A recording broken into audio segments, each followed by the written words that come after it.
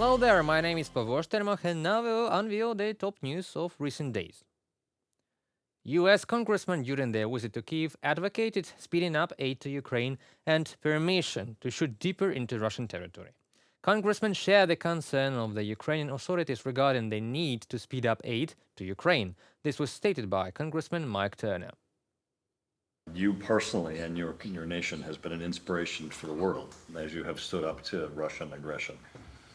We're very proud that we accomplished the last contribution of aid, both military and humanitarian, that we know you're putting to great use and that is so necessary on the front lines for people who are fighting what we think is the fight for democracy, not just the fight for Ukraine.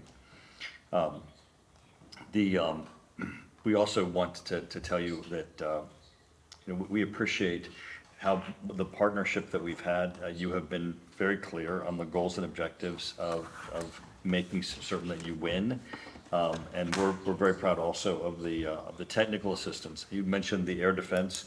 As you know, on the congressional side, as you have made additional requests for support, Congress has always leaned in.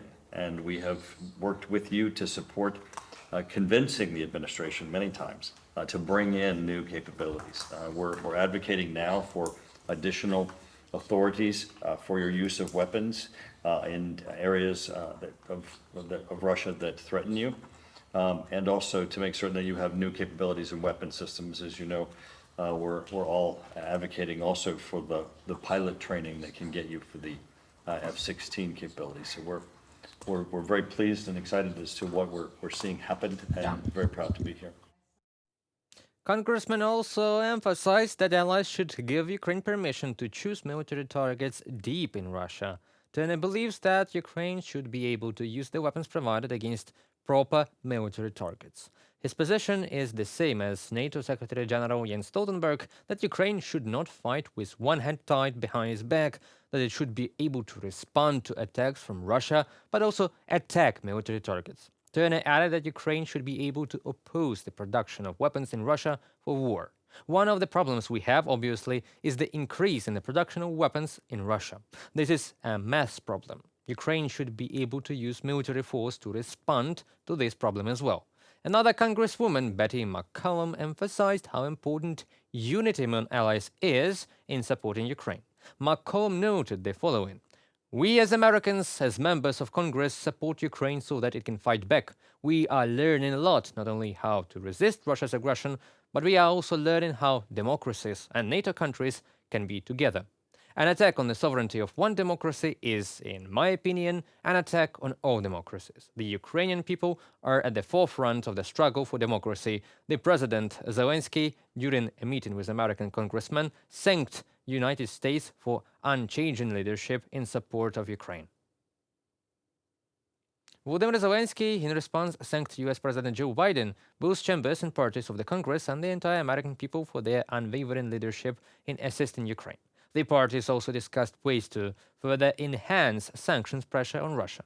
The Ukrainian president emphasized the role of the Congress in the formation of the legal framework for the use of frozen Russian assets for the needs of our country.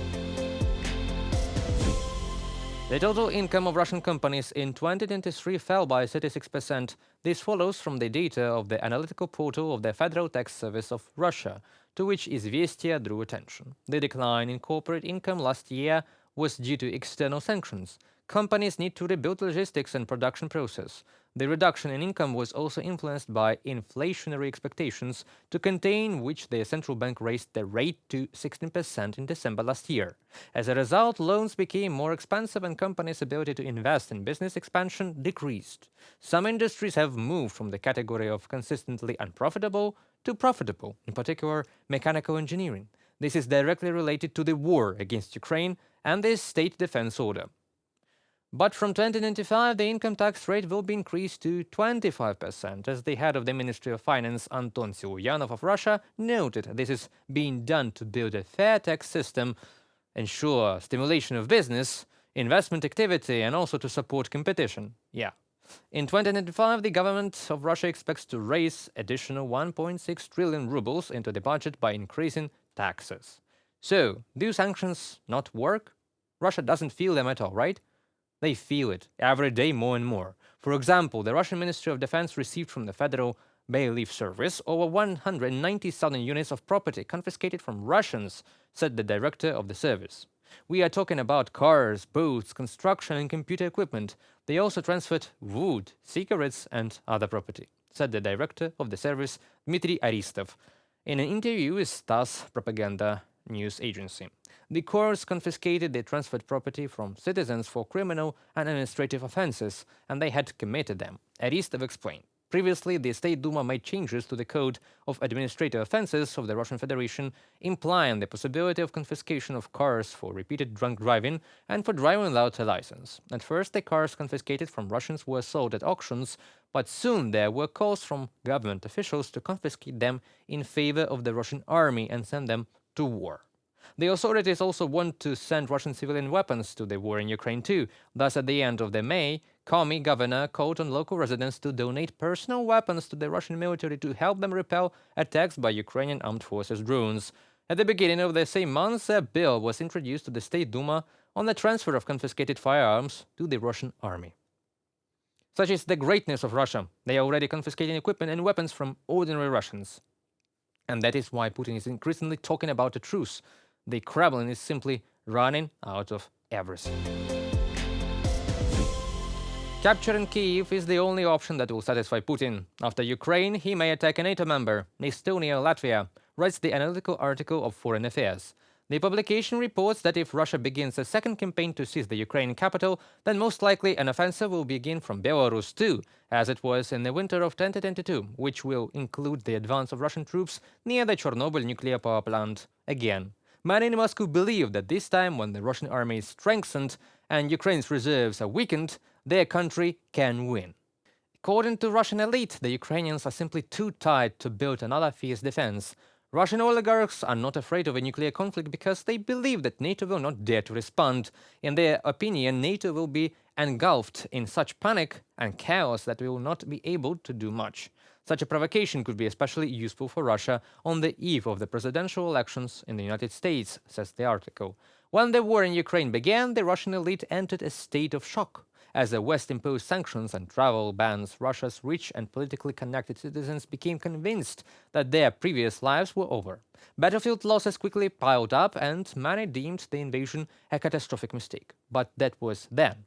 As 2023 would on, elites started endorsing the war. That is because Russian elites have learned to stop worrying about the war. They have concluded that the invasion, even if they do not support it outright, is a tolerable fact of life. As a result, the odds they might challenge the Kremlin's decisions, which were always slim, have gone away entirely. And instead of debating whether to support Putin, Russian elites are now discussing a different question: how the war might end. They have different answers. Some believe that a big battlefield win would allow Putin to claim a partial victory and therefore pause the war. Others think that Putin will not stop until he has gone all the way to Kyiv.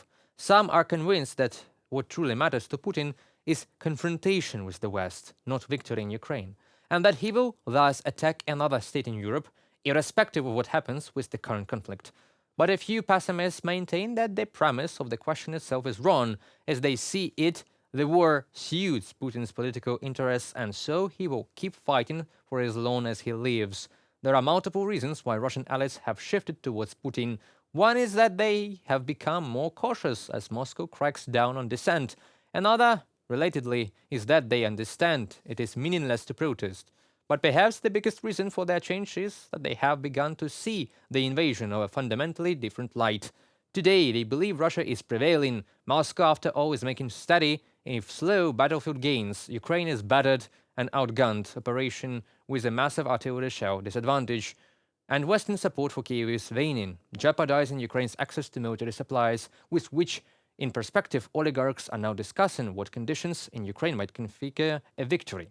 For their relative optimism, any major success offensive would be enough. To these allies, such a victory would satisfy Putin and break Ukraine's will to liberate more territory, even if it doesn't deter the country from defending what it has left. Probably it is necessary to explain to the Russian oligarchs and politicians that they will not be able to win in Ukraine at all. After all, if the West allows it, then new aggressions in the world will not have to wait long. That concludes our today's video. Thank you for being with us. Stay updated, comment, like, and subscribe to our UATV channel for more news from Ukraine. It is your support that really matters for us. Goodbye.